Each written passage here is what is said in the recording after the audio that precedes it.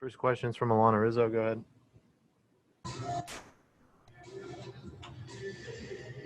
Hi, Dave. What made Dustin May the right man for the job in Game 3? I think that he didn't go. He went 27 pitches a couple of days ago. We just felt that we've always viewed him as a starter, and I'm not sure how long he's going to go. But we just wanted him to we just felt he gave us the best chance to take down some outs tonight. And it's one of those things, Alana, you got all hands on deck and everyone will be ready for their lanes.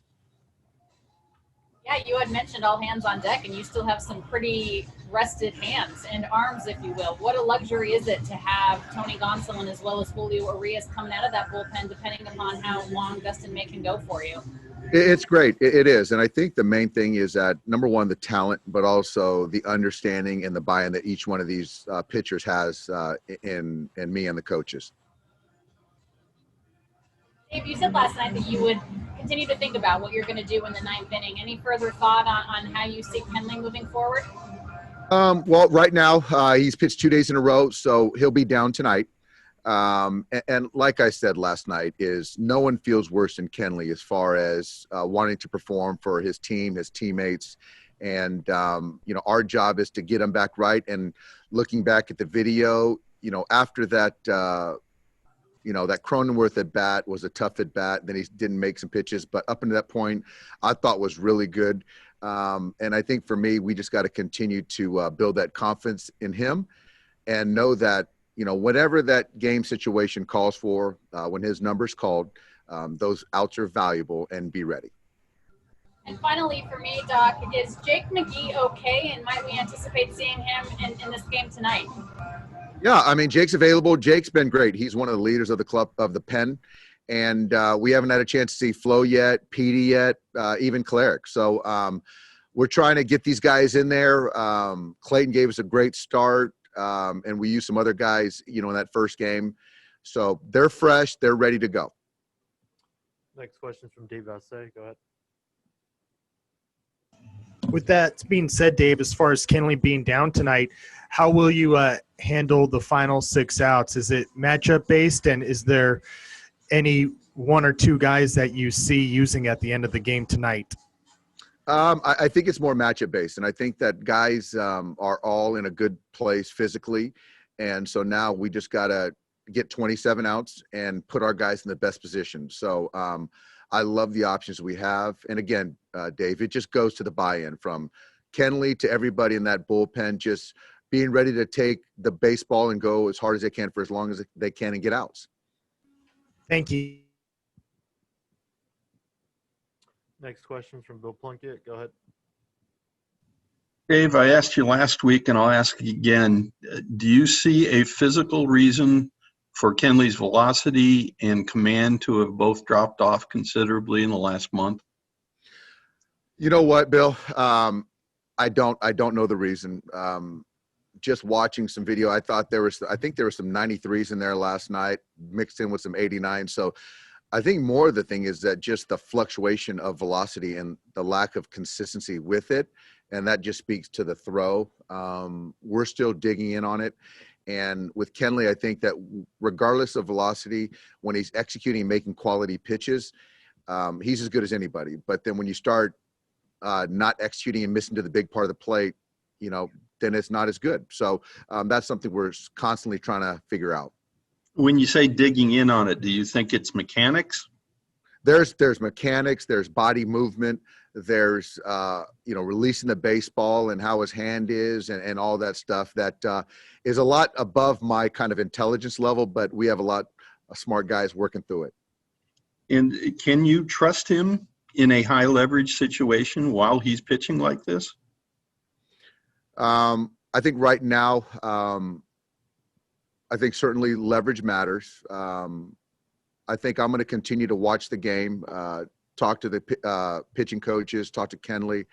I'm not going to make that decision yet. He's a very proud man who takes a lot of pride in being the closer. How do you present this to him so that you don't lose him mentally? No, the thing is that one thing I'm not concerned about is losing Kenley mentally. We have a very good relationship. All he cares about is winning a championship for the city of Los Angeles. And I understand, and I'm very sensitive to what he has accomplished on the baseball field as a closer and as a perennial all-star. But we also have to look in real time and do what's best for the Dodgers. And he understands that. And so, like I said before, when he gets the baseball, I'm going to expect him to get those outs. And that's kind of what I expect, and I know he expects the same.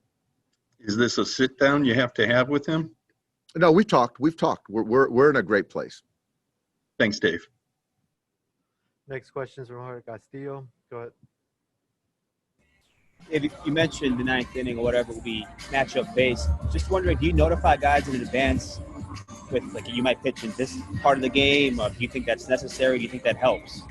I think with our guys, it's more of understanding what hitters are going to get, and whatever the leverage, these guys are ready, whether it's up, down, whether it's 4 or 5 hitters, whether it's the 4th, the 5th, the 6th, 7th, and whenever it is, they'll be ready.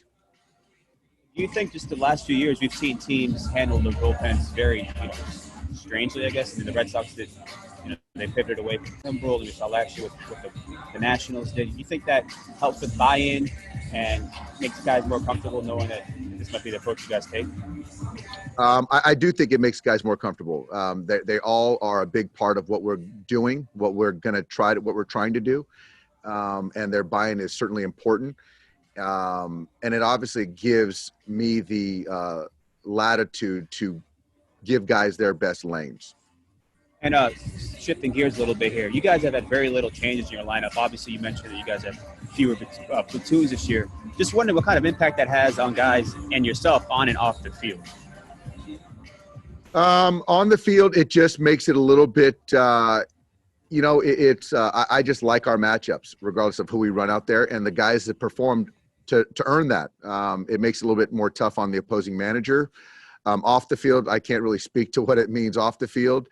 But when we do want to match up, like we got Pagan versus Peterson last night, and Jock took a great at bat, we can still have some matchups that we want. But it's great, and it is nice to pencil guys in. But again, that goes with guys earning that. Next question is from Jim Alexander. Go ahead. Yeah, Dave, one more thing on Kenley. During the middle of the season, it's probably easier to work with a guy and work through things. How much more difficult is it to do so at this time of year when you've got little margin for error? It is, because I think that when you're talking about the postseason and, the trial run, the regular season, the leash, whatever you want to call it, it's about winning baseball games, and performance now, it's about results, and so everyone in that clubhouse understands that, and it's my job to see that, acknowledge it, whether it's on the position player side, whether it's on the pitching side, and but there's 28 guys in that clubhouse, and we're going to need every single one of those guys if we want to win a championship. Have you had those hard conversations before in postseason? They understand it. Yeah, I have. And but the great thing about our guys, Jimmy, is that they understand that the only thing that matters is bringing a championship back to Los Angeles. Got a question from Mike DiGiovanna. Go ahead. Hey, Dave. Just wondering what went into the decision to start Jock against this lefty tonight, assuming hasn't seen a lot of him. Is there something style-wise that matches up? Yeah, well, Jock, his last 2 regular season hits are against a lefty. No, but Morahone is a neutral guy. He's actually better against right. It's the changeup. And I think that to put Jock in there, it'll just kind of makes it a little bit more difficult for them to navigate their pen and give us a better matchup. I don't expect him to go more than one time through the lineup. So, but we'll see. We still got to go out there and take good at bats. Jock should see him once. But again, I still like Jock against him in this situation. Okay. Last question. Is Trinan available tonight? Yes, sir. Okay. I have another question from Jorge Castillo. Go ahead. It's kind of a silly one, but you guys are in your road grays. You hit the top of the inning. You take DP second. Does anything else change with the road team here? No, you know what? It's interesting. Is yeah, we're the road team now, but we're getting pretty settled into this clubhouse, and I don't mind putting on the grays. It's still baseball. It'll be a little bit different, but no, we're good. Next question's from Eric Steven. Go ahead. Dave, I know this is the first time you guys have had family around during the games, but is there anything particular about this ballpark? It seems like you guys are closer to where your friends and loved ones might be than like a normal ballpark, just given how it's set up. I think personally for me to see my wife and daughter down the first base line, it's great. I know the coaches and the players feel the same, and everyone in their Dodger blue, and just to know that we're sharing the same space. I mean, it's just great. And hopefully we can continue to advance and get more fans and get more loud and boisterous. But yeah, Eric, to have our families with us in the bubble is fantastic. Thank you. Got time for one more. Go ahead, Michael. There it is. Hey, Dave. I've been meaning to ask you this for the last week, and I guess it's still relevant now with all the bullpen questions you're getting today. I believe I saw you're the first manager to make the postseason in each of your first 5 seasons, so belated congratulations on that. But I want to ask you, what's the most important thing you've learned over those past 5 playoff experiences? And if you could go back to 2016 before your first NLDS series with the Nationals that year, what advice would you give yourself about managing the playoffs? Yeah, I've learned a lot, and hopefully I'm continuing to learn. I know we've got very good players that the organization has put in front of us and surrounded me and the coaches with, and it's just about continuing to put guys in the best position to have success, remain positive, see good things happening, rely on a lot of different things. I've got a lot of different voices and things coming at me, and just try to still get as much clarity as possible, and I guess keep my kind of emotions as level as possible. Last night was a prime example where there was a little exchange and just trying to get our guys to recalibrate and refocus. So yeah, Michael, it's been a great fun run up to this point, and I'm enjoying and still learning every day. Thanks.